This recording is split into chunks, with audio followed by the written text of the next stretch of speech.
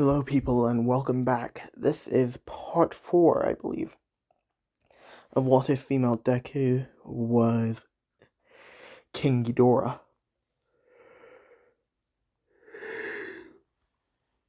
Sorry about that.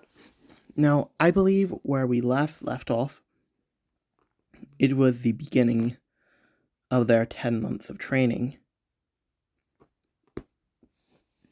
So, we shall pick up from there. So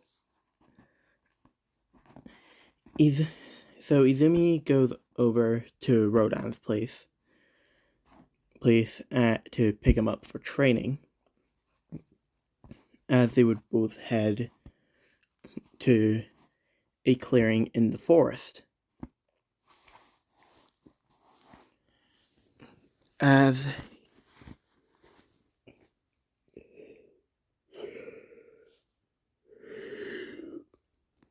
sorry about that. Izumi would declare that this is where they will be training for the next 10 months.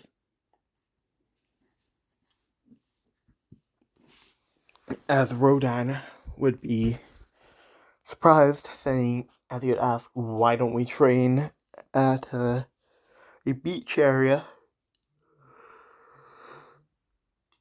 like we did when we cleaned up the garbage from Dagobah Beach? With Izumi saying that,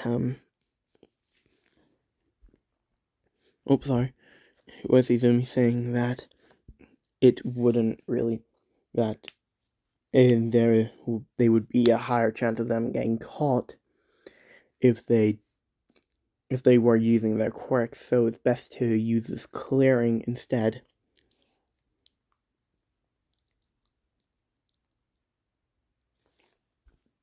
With Rodan thinking this through, and he would say that it was fair enough.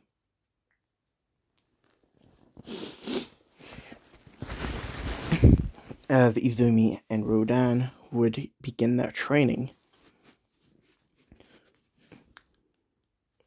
With Izumi, to cover up their positions, she would have created a typhoon, but no one that can cause too much destruction, just one to hide where they are. As they would be doing this training for the next 10 months with Rodan. I'm going to give him an ability from the Heisei Rodan. He's going to have Fire Rodan's uranium beam. So yeah, Rodan eventually gets that. And this was during their last day of training before the UA entrance exam. With Izumi and Rodan training, basically battling at this point, doing a mock battle, as Rodan would fire his uranium beam, as Izumi would fire her gravity beam. As they would both clash, Izumi is beginning to push Rodan back, as Rodan would begin to put more power into his uranium beam. With Izumi realizing Rodan's going to overpower her, she just uses one of her heads. If she uses her normal head, she then uses one of the dragon heads as they fire the beam, another gravity beam, which hits the same point as the gravity beam coming from Izumi, as it would push Rodan's uranium beam back, and Rodan would have been bested in battle. As Rodan would then begin to get back up, with Izumi helping him, as Rodan would say, "Man, I actually thought I was going to beat you there." As Izumi would say, "Well, you're getting close to it, so don't worry about it. You will beat me one of these days."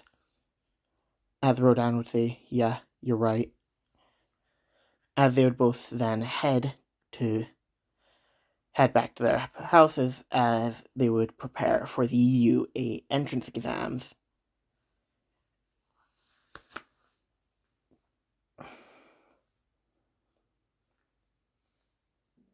On. Sorry about the long pause.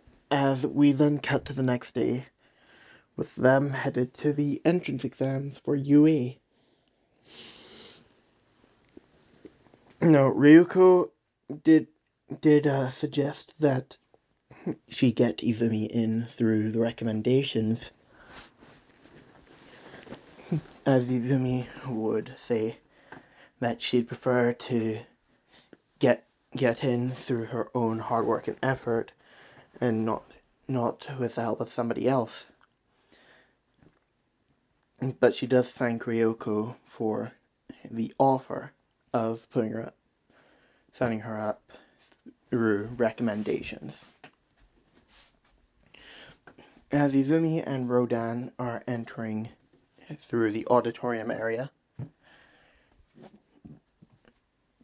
they are basically sitting through President Mike, talking about the 1-pointers, the 2-pointers, and the 3-pointers, when he's about to head on to the 0-pointers. A blue-haired boy, who we all know as Tenya Iida, would point out that there are 4 robots on the sheet and not 3, and if this is an oversight by Yue, he is very disappointed. Now, Izumi isn't really that confrontational. I know that she's supposed to be sort of like King Ghidorah, but she has sort of gotten her confrontational nature under control. As President Mike would say that he was just about to get on to the 0-pointers, as Ida would be... Sorry, I thought I heard something. Would be embarrassed, as he would then sit down. As he would then finish off...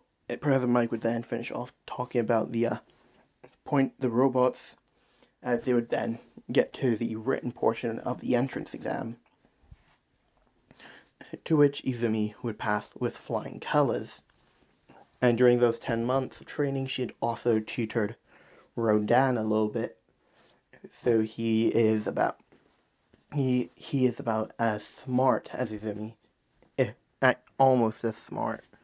He's about second to Izumi, as Izumi would get first place in the written portion of the entrance exam, and Rodan would get second place.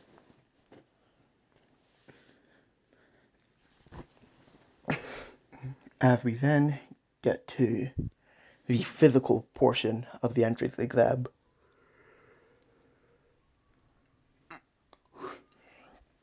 with Izumi basically just stretching right now, just to like loosen up her muscles so that they don't suddenly tense up all of a sudden.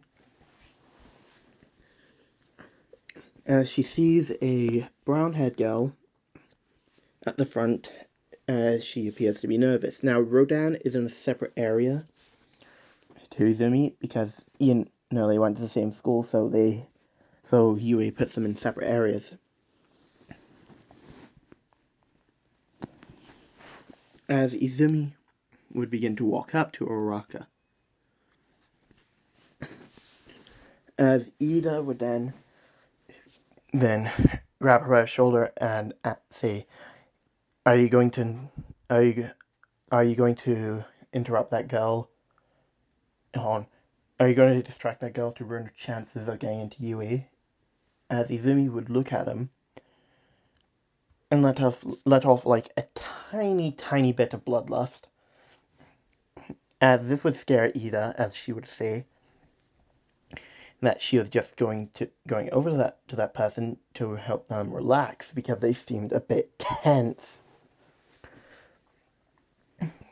As she would then walk over and begin to talk to Uraraka, as she would say that as Uraraka would explain that she's quite nervous and is afraid that she might fail, with Izumi saying not to worry about it too much, and that you'll do great. As President Mike would begin the countdown, as Izumi would then just dash off at the 3 mark, with people saying, hey, she's cheating, she should be expelled from the exam, as President Mike would say that there are no real countdowns in an actual villain attack. So follow that girl's lead and go. As Izumi would basically be flying around using her gravity beams from all 3 of her heads to hit the robots individually and simultaneously. As Izumi would basically be racking up points like crazy to where she's at. I'll say she's at 1,030 points. So she has... Yeah, so she is at 1,030 points. As Izumi would think to herself that she has enough to pass, so she's just going to relax for the rest of the exam.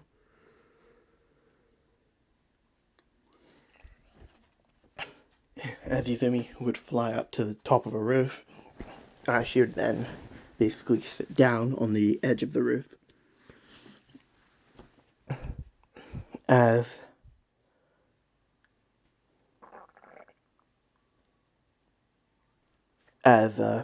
Principal Nezu would think it's time to give them a real challenge, as he would release a 0-pointer. As when the 0-pointer comes out, everybody begins to run away as Uraraka is pinned under the rubble. With Izumi seeing this, as she would then let out Ghidorah's alpha call. And I'll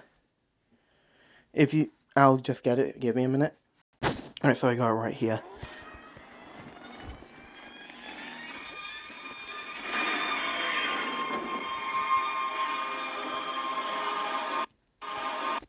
So she does that as the other 2 Ghidorah heads come out from the wormholes, as they would basically begin to wrap around the robot, sort of like how Ghidorah did to the ship in Planet Eater, or like they circled around it and then destroyed it. But Nezu sees from the signal thing that from the data pad that the 0-pointer was destroyed 13 seconds ago, and they began to guess that sorry for the voice crack, the manipulation of that one of her quirks might be time manipulation, along with space manipulation to open up those wormholes. As Aizawa would be intrigued by this, as he'd say that he wants her in his class. As that is where we're going to end this part. I do hope you guys enjoyed it, and I will see you all next time.